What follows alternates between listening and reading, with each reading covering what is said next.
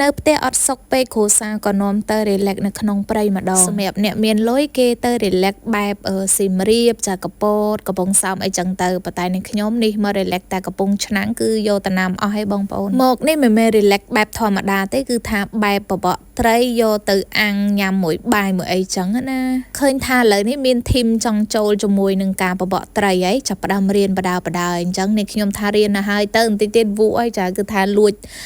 ទិញដងទិញអីចឹងណាចាហើយនេះខ្ញុំក៏មកឆ្លៀតមើលត្រីដែលបងផាឡាគាត់បបកពីព្រឹកហ្នឹងចាអញ្ចឹងនេះខ្ញុំមកថតបន្តិចទៅឃើញថាបាន3 4 5ក្បាលរបស់គាត់ដែរហ្នឹងអាចាហើយត្រូវមេឃសតុំទៀតគឺថាត្រីដាក់ខំតែម្ដងហើយបងប្អូនមើលនោះអ្នកដែលទៅចូលធីមចាមើលឃើញគេគប់អីបងប្អូនចាគប់ដូចអត់តំណងហ្មងប៉ុន្តែមួយថ្ងៃហ្នឹងគឺថាបានត្រី2របស់គេដែរចាហើយនេះចាគ្រួសារនេះខ្ញុំក៏ចាប់ផ្ដើមមកយកត្រីដែលបងផាឡាគាត់បបកបានហ្នឹងគឺថាកាច់កវា2 3 4ចឹងទៅដើម្បីយើងអាំងហូបបាយថ្ងៃត្រង់ណាបងប្អូនក្រោយមកទៀតនេះខ្ញុំក៏ចាប់ផ្ដើមនេះមកកាច់មែកឈើដាក់ទ្រាប់អង្គុយបើសិនជាយើងអត់ដាក់ទ្រាប់ទេគឺថានៅនឹងវានៅផុកឡើយចាអញ្ចឹងវាបដាឲ្យប្រឡាក់គូតយើងណាបងប្អូនហើយគ្រួសារនេះខ្ញុំនោះគាត់ចាប់ផ្ដើមចាកាច់មេឃឈើដែលងាប់ហ្នឹងគឺថាដាក់បកាត់ភ្លើងដើម្បីអាំងត្រីនឹងឯងហើយត្រីហ្នឹងគឺដោយបងប្អូនឃើញអញ្ចឹងចាគ្រាន់តែត្រីមកដល់ភ្លើងរលត់អស់ដែរចាហើយខាងនោះនេះចាគឺថាគេបានមួយគេណាគឺសបាយអគេគេថាទឹកដៃមិនធម្មតានេះខ្ញុំថាអត់អីទេរៀនហើយទៅតែបន្តិចទៀតហ្នឹងគឺថាវក់ហើយចាតែចាប់ផ្ដើមវក់ហើយគឺថាមួយថ្ងៃហ្នឹងឲ្យតែបានបបកត្រីម្ដងគឺអស់ចិត្តហើយបើអត់បានបបកត្រីគឺថាក្នុងខ្លួននៅអត់ស្ងៀមទេបងប្អូនហើយគ្រូសាស្ត្រនេះខ្ញុំនេះគាត់យកដងទៅដែរប៉ុន្តែគាត់ឲ្យនោះចាម្នាក់ឲ្យក្រហមហ្នឹងឈ្មោះលីនហ្នឹងគាត់បបកលេងសិនទៅចា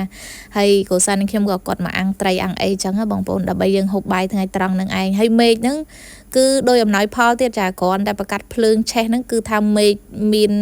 ធ្លាក់ភ្លៀងមកបែបរលឹមអញ្ចឹងបងប្អូនគឺរលឹមតែមកប្រើទេដើម្បីយើងលុតភ្លើងអញ្ចឹងណាហើយបន្ទាប់ពីដាក់អាំងត្រីបដាហ្នឹងចាគឺថាខាងនេះគេចូលគីឡូមួយទៀតហើយគីឡូគឺថាសិតតែត្រីបែបត្រីស្រែត្រីបឹងអញ្ចឹងបងប្អូនត្រីបែបធម្មជាតិទេដូច្នេះបងប្អូនណាចង់ចូលធីមបន្ថែមចាចូលឲ្យហើយមកព្រោះថាយើងបរៀនបបអត់អស់លុយទេណាបងប្អូនចាហើយយើងបានត្រីហូបហើយយើងបានសុខភាពទៀតចាគឺថានោះបងប្អូនមេសតុំអញ្ចឹងដាក់វត្តមកគឺថាត្រីខំយក